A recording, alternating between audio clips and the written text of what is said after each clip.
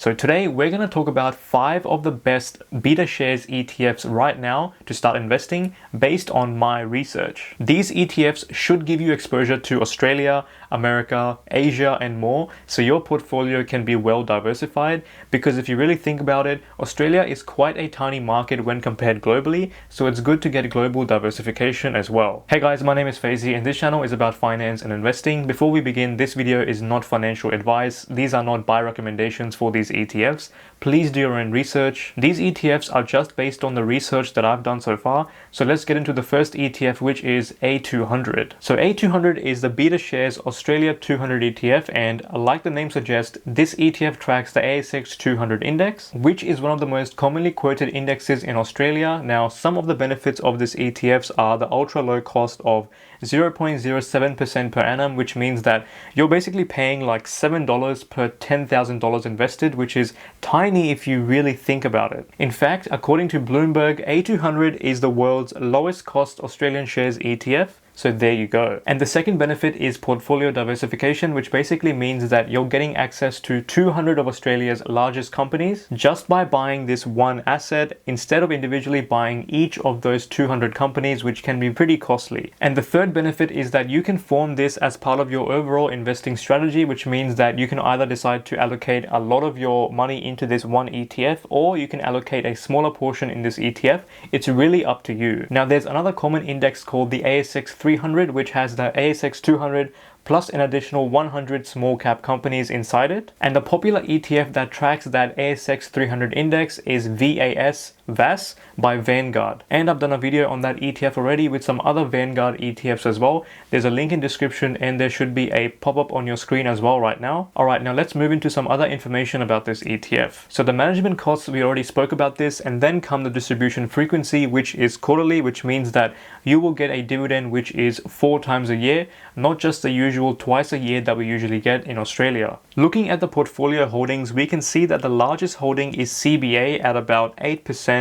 Then we have BHP and CSL at 7 and 6.2%, followed by some other banks as well, like Westpac, NAB, ANZ, and then we have Wesfarmers, Macquarie, Woolworths and Rio, to name a few. Now, the reason why you guys see so many banking companies here is that in Australia, banking and financial services is actually the largest sector, followed by materials, which is mining, which is why you see companies like BHP and Rio in this list. So this ETF is basically a makeup of our economy in a way. And looking at the sector allocation, this basically reflects what I just said, because we can see financials at nearly 30%, and then we have materials at 20%, which basically make up half of our economy. And if we look at technology, it is around 4%, so there is quite little allocation towards that.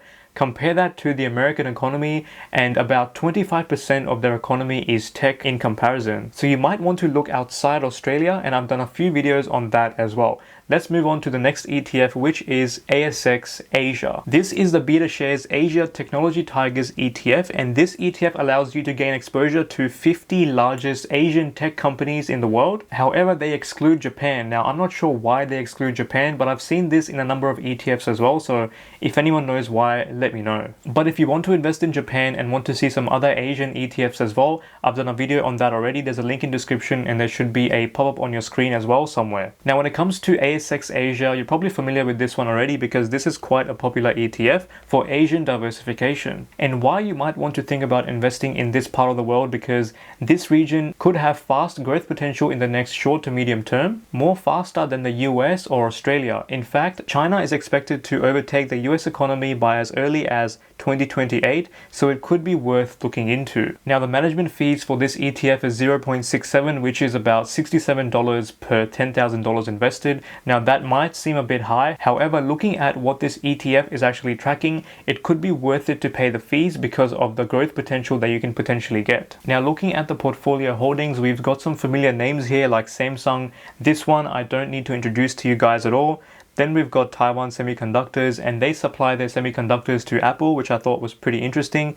Then we've got Tencent Holdings, which is one of the largest social media networks in China, and they're actually pretty huge over there. And then we've got Meituan, which is basically a shopping platform for dining, entertainment, travel, and so on. Now, looking at the sector allocation, you guys can definitely see how much technology is in this ETF, because most of the allocations are either electronics based or tech based, because we've got 27.5% in internet and marketing retail. Then we've got semiconductors, then interactive media services, and so on. And most of the country's allocation is in China at about 54% and less than half in Taiwan. Then we've got Korea, India, Hong Kong. And so guys, we've spoken about the Australian ETF, we've spoken about Asia, and the third ETF on this list is NDQ, which is the third ETF, which tracks the Nasdaq 100 over in America. So this index basically tracks 100 of the largest non-financial companies over in the US, and it's very heavily dominated by tech companies like Apple, Amazon, Microsoft, Google, Netflix. Now, chances are you guys are already using their services every single day when you use your phone, when you browse the internet, or even when you order something online. So you might even want to invest in this sector, because as we spoke about earlier, technology is a very underrepresented sector in our economy, and this ETF gives you access to that tech sector over in America. So you might want to get diversification in that area as well. Looking at the specifics of this ETF, the fees are currently 0.48% per year, which means that you will pay around $48 per 10k invested. Looking at the portfolio holdings, we can see that the largest allocation is Apple at 11%. Then we've got Microsoft, Amazon, Tesla at 9.6, 8.4, and 4.2%. And as you guys read through this list, you can basically see that 8 out of these 10 top holdings are tech companies, because these are directly related to tech. And if we add up all their holdings, we can see that around 50% of this ETF is just based in technology. So you guys can already see how skewed this ETF is in tech. And looking at the sector allocation, you guys can just see what I mean. And there is very little allocation towards other stuff like consumer discretionary, healthcare, and so on. So you guys can already start to see the whole disparity between our economy and the American economy. Now, this ETF does have a few negatives though, and that's the fact that it's not really diversified if you think about it. Because of the heavy leaning towards technology, tech can be seen as being very highly overvalued and pricey, so you'll want to factor that in as well. Now, if you do want to invest in America in a very broad sense and you don't want to go too deep in the tech sector, there's an ETF called IVV that you can check out. I've done a video on that already, and there's a link in description, and there should be a pop-up on your screen as well, because that ETF tracks the S&P 500, which is a much broader index than the Nasdaq 100. Now guys, continuing on with this technology theme, the next ETF we have is ATech. This is the BetaShares Australian Technology ETF, and this ETF basically tracks the Australian Tech Index. And the fun fact about this index is that it is just over a year old, so it's very new. But of course, the underlying companies have been around for much longer. Now, as you guys already know, the makeup of the Australian economy is very little weighted towards tech. So the reason why I included this ETF is to give you guys an option to consider when it comes to technology and getting exposure in Aussie technology. The management cost for this ETF is 0.48%, which is $48 per 10,000 invested, and these are similar fees to the NDQ ETF that we just looked at. Now, looking at the portfolio holdings, we can see that a massive 21% of this ETF is weighted towards Afterpay. So depending on who you are and how you view the buy now pay later sector, you'll want to take this into consideration as well, because I know quite a lot of people that don't want to invest in this sector because they see buy now pay later as being very unethical, because sometimes it keeps people in that debt cycle. So if you're one of those people, you might want to avoid this ETF. Some other holdings of this ETF, as we can see, are Xero at 12.6%. Then we've got Seek, Computershare, RIA Group at 8.1, 6.5, and 5.7. And then we've got some other companies down there as well. And looking at the sector allocation, we can see that 74% of it is IT, and that's to be expected. This is a tech ETF after all. But looking at the performance of this ETF, we can see that the 1 year performance is 50.32%, and the performance since inception is 51.92%, which is pretty insane. However, keep in mind that this ETF really only got listed like a year ago, so it's very new, and in that March period we saw the sell-off around the world, so the returns are going to be a bit skewed. So don't just go off the past returns, consider everything else as well. Moving on to the last and final ETF on this list, we have ASX Gear. Now this ETF gives you geared exposure to the Australian market.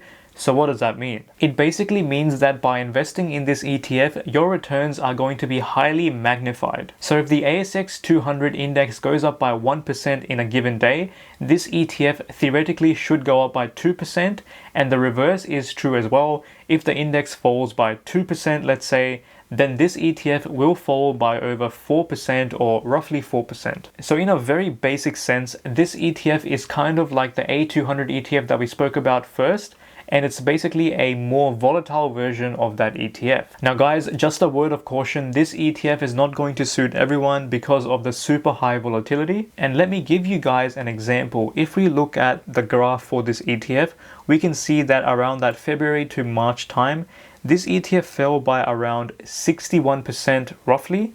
But if we compare that to the ASX 200 index graph, we can see that around the same time, the index only fell by about 32%. So essentially you're getting double the volatility, so just keep that in mind. And you can see this in this chart as well. The orange line represents the ETF and the black line represents the ASX 200 ETF.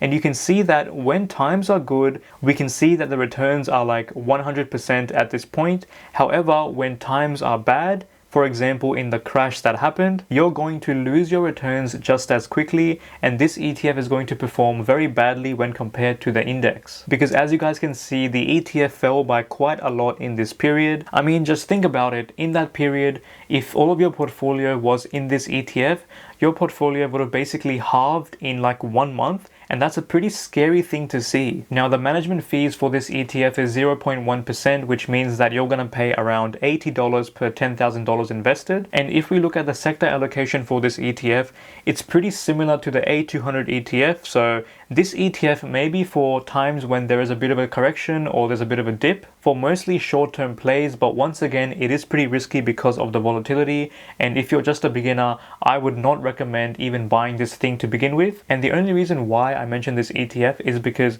I think that people should at least know about this. So these were the top 5 BetaShares ETFs right now. If you guys are looking to invest in Vanguard as well, this video talks about the top 5 Vanguard ETFs right now. And this video talks about the top 4 Asian ETFs that you can buy to diversify yourself in that region of the world as well.